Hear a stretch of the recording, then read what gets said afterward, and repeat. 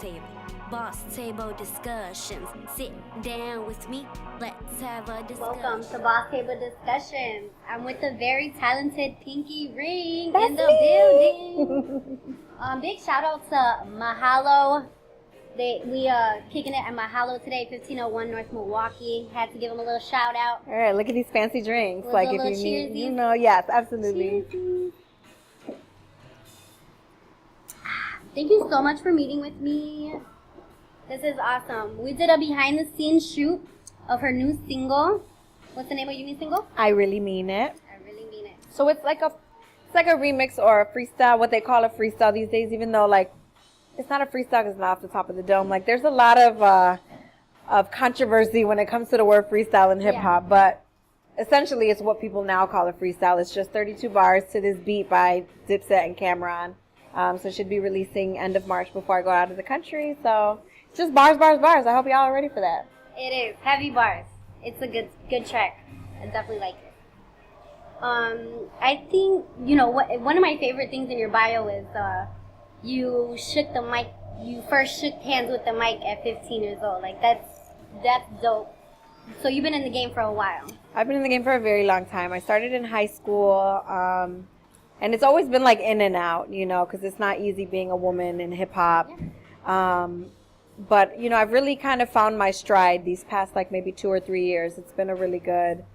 I've been getting good feedback from people and then just getting a lot of really good opportunities that remind me that this is what I'm supposed to be doing. But I've been doing it for a long time. Yeah, no, I've been following you for a couple years and you stay working. You stay doing something. Right. I'm like, okay, she ain't going around, right. going away anytime. No, and I'll always have something to do with music, I feel like. Mm-hmm. Like, regardless of what happens, like, I mean, I could be an 80-year-old rapper one day. Like, listen, I'm still going to have bars when I'm 80. Like, that's never going to change. Hello. Right. You just have different things to rap about. Right. I'll rap about my pimp cane. I'll be hitting these dudes up in the senior citizens home with my bedazzled pink pimp cane. Yeah.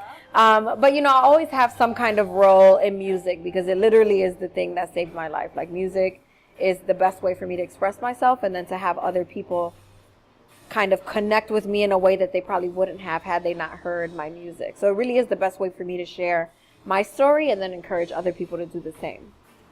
Her story, which is actually one of her albums. Yes. Which is an ongoing pro. Cop that! iTunes and Spotify, hello! You have a lot of accolades. You have a lot of accomplishments. What would you say is like one of your favorite or like one that you're very proud of? Wow, that's a good question. I'm gonna have to say just persisting, like still being here after having been done this for such a long time and not giving up, One of my really favorite cool things is happening this year, and that's that I'm going to Cambodia as a hip hop ambassador for the United States. Like, hip-hop ambassador. Right. If you would have told me that when I was 15, I would have been like, yeah, whatever, bro. Like, I just want to rap, Yeah. And so I think that my persistence has paid off in a way that I never even could have imagined. And so that's like one of my favorite things that's happening currently. But again, just my persistence in dropping projects and still remaining an educator, remaining true to myself, traveling. I went on tour last year, an 8-city tour, through a grant from the city of Chicago. Like, all of these things are such amazing things that have happened through my persistence. So that's why I would say my favorite thing is probably just still being here, still kicking, still doing this, still having people that have been following me since I was releasing tracks at 17 and 18, still hitting me up like, yo, you so raw, you dope, Like, to me, that's the most important because it lets anyone know, like, you could do this. You can do what it is that you love. It might take time, patience, and persistence, but you can absolutely do it.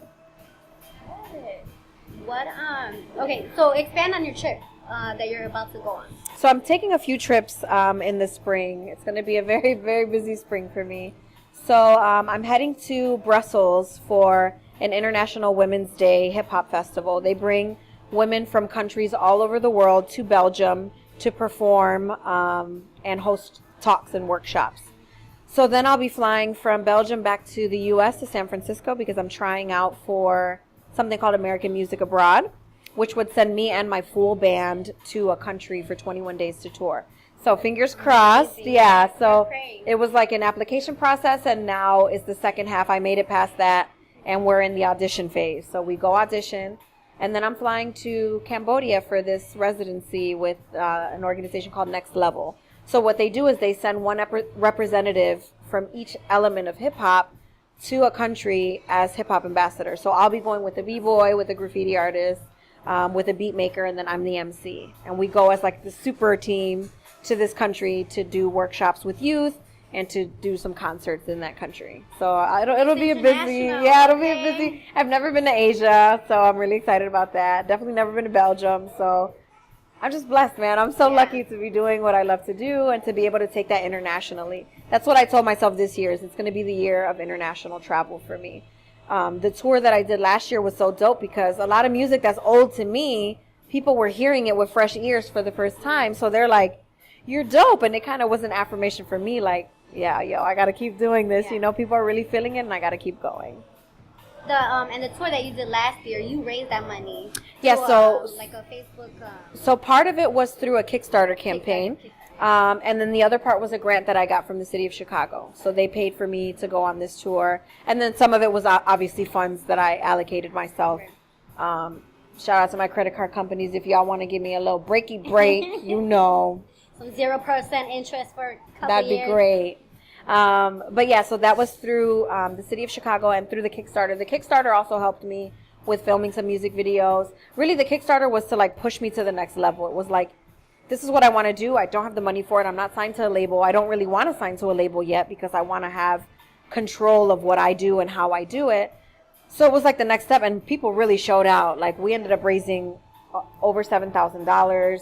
And a lot of that went to the tour, went to, my new website, new materials, promo stuff that we were able to give away. And the tour that I did, I actually was doing youth workshops in each city that I visited. So like if I was in Denver doing a show at night, then in the morning I was visiting a school or a nonprofit doing a workshop. So, people with that Kickstarter really helped me push just this vision to really the next level. And I'm really grateful for that. Like, people really showed out. I was like, who's going to want to give me money to rap? I was like, and people were showing out, like donating 100, 200, like 1,000. And I'm like, again, it's just, another reminder that this is what I'm supposed to be doing. And people really back me up. People in Chicago really got my back. For real. Yeah. Seriously, if you are not following her on any social media, you need to do that now. Pinqy Ring. What are you doing? PinqyRing. You can Google me. You can find me on YouTube, like my dad says. You can find me on Instagram. It's Pinqy_ring. Twitter, Snapchat. But Snapchat is for the ratchet stuff. So, don't be under 18 on my Snapchat, okay? What would be one piece of advice that you give to the girls that you mentor, or somebody looking for advice, a young girl looking for advice, wanting to get into the hip-hop game and the rap game? You have to work harder than a man, and it's unfortunate, but that's the world we live in. But when you do that, you open up doors for other young women. Like, I want young people to think about their career. Maybe it's not in the rap game. Maybe it's anything in dentistry, in video production, whatever it is. I want you to think of your career as a way for you to open doors for other people, right? It's not just about you. Everyone has had a difficult time. Everyone has some trauma or some family history, or, everyone goes through things. How are you sharing that story and that narrative to help other people, and then using your skills that Goddess, the universe, Buddha, Krishna, whoever gave you, how are you using that to open doors for other people? And you're good enough. You are good enough. You are worth doing whatever it is that your wildest dreams are. You can do it. It might take a lot of work. You might be broke. You might be sad. You might lose friends.